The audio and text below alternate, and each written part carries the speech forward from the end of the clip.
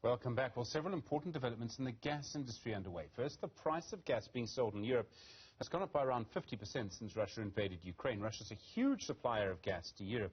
In Cape Town at the moment, the Africa Gas Forum, that's underway. Meanwhile, our Energy Minister, Gwede Mantashe, he's been proposing that we use gas to power our economy. He's also due to speak at 4 o'clock to respond to the Bosasa findings against him by the Zondo Commission. Prashaen Reddy is a partner at the global management consultancy Kearney. He's an expert on gas. Prashaen, good afternoon to you. I really do appreciate the time. Thanks for joining us. Firstly, I suppose it's no surprise that gas prices have risen so quickly in Europe after Russia's invasion of Ukraine. It was always going to have an impact like this. Yes, Stephen, I think all geopolitical events of this nature will, of course, have an impact on energy prices. We've seen it, of course, in the past. So I think as expected, particularly on the pricing of gas and obviously oil as well. It's a global resource. Is it going to have an impact on what we pay for gas in the medium term, maybe even the short term?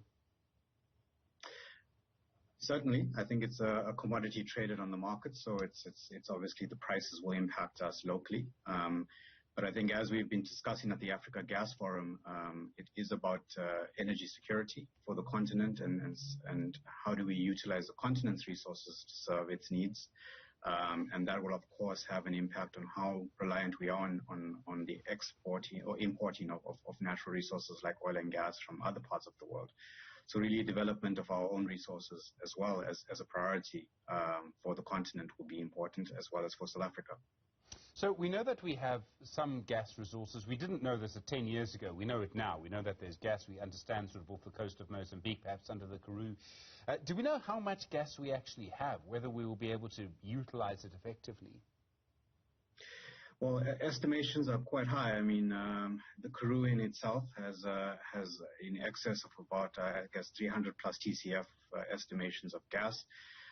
Certainly, we have seen some large finds within the southern coast of South Africa, where Total's Brulpat and Lakepat finds have highlighted multiple TCF finds.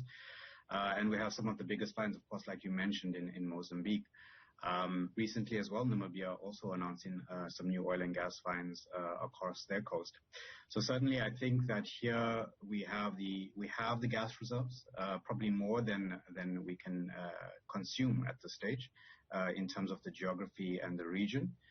So certainly, what needs to be done is how do we unlock that gas reserves? How do we develop infrastructure to transport that gas reserves across the region so that we can actually utilize it in the markets that we have? There's a bigger conversation around gas and whether we will use gas in a much bigger way. And part of that is whether gas is a cleaner fossil fuel than using coal. And I realize that this is quite a complex debate. People can get very, very frustrated with each other on this. Scientifically, is it much cleaner than using coal?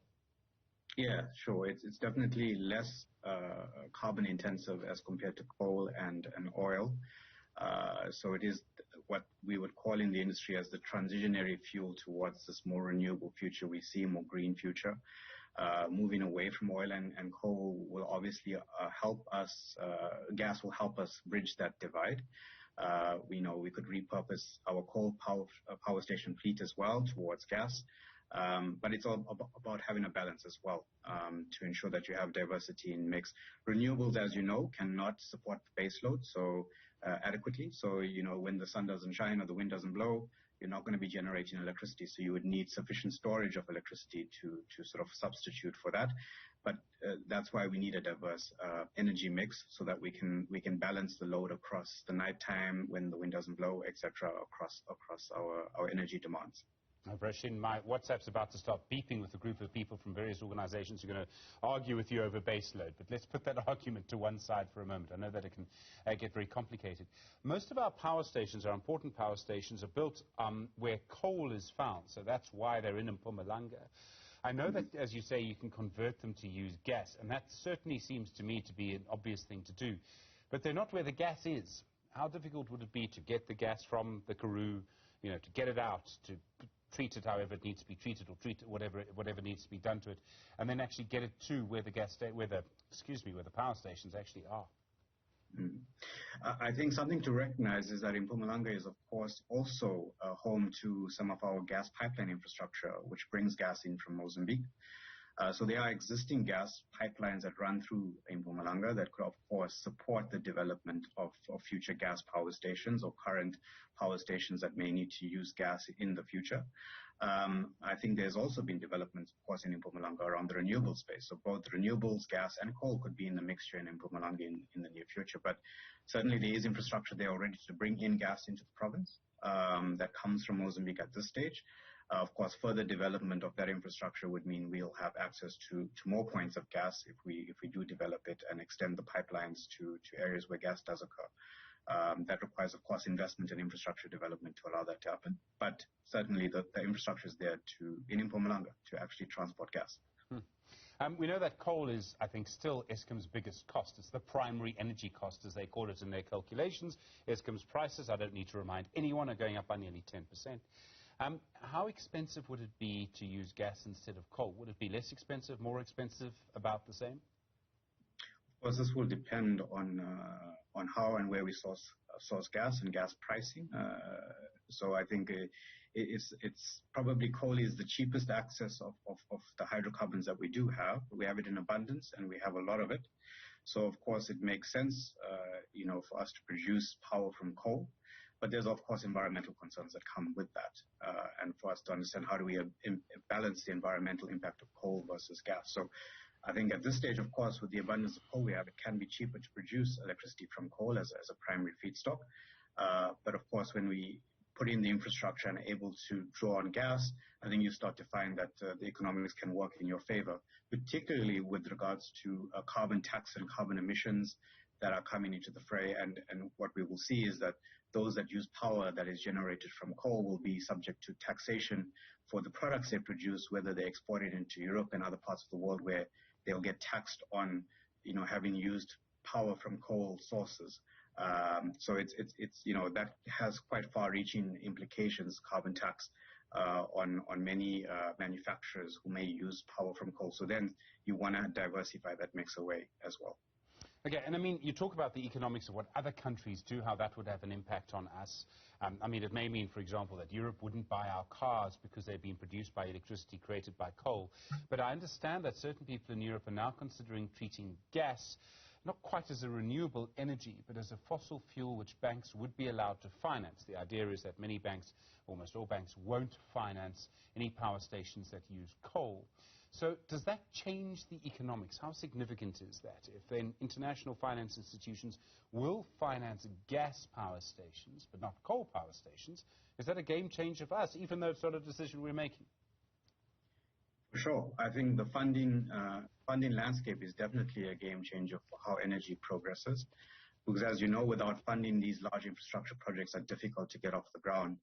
And it's certainly the investor landscape has shifted quite significantly around, the types of hydrocarbons they will invest in, given the push for the commitments made for a greener economy globally. So that does make a difference. However, what must be noted is that not all institutes are looking at it through this way. Of course, developing nations and developmental banks in developing nations may look at it differently. And when it comes to the BRICS agenda, for example, you may find, of course, potentially funding, available for certain projects. Now, that may not always be coal, but it may be, of course, other hydrocarbons as well that may need to be developed.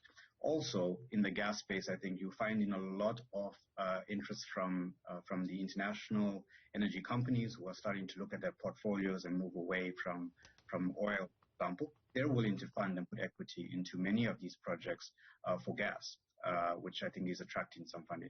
But you're quite right, it has an implication for future coal funding, because, of course, if there's no funding or limited funding available, rather, for coal, it's going to be difficult to develop those projects because they're quite costly, as you know. I mean, there's a lot that could happen here that could actually be to our benefit, to the benefit of our economy, to the benefit of our environment. Quite a lot needs to be done to get it working. I mean, there's going to be a lot of opposition. Organizations like Greenpeace and others are going to argue we should go straight from coal to renewables. And there's an attractive thing there. I mean, I don't want to get stuck in the argument around baseload. But what do you think is actually going to happen? Do you think people are going to make use of gas? Do you think we will?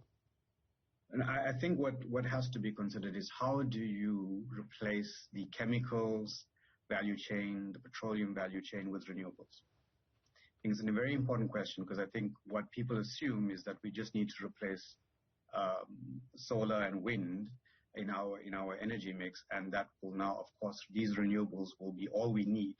But today, coal, oil, and gas play a very significant role on a number of products that we produce across the value chain in chemicals, fertilizers, ammonia, plastics, a number of different commodities that are used across the board. And the question will be, how do we then make those greener? How do we move them away from the sort of hydrocarbons that are causing those emissions? And I think what needs to be thought through there is the role of gas in doing that, but the role of green hydrogen, as we've also been talking about at the Africa Gas Forum, how green hydrogen can help really green some of these more chemical-orientated industries. Renewables will not just be able to do that on their own. They're going to need other processes and chemicals to do that as well.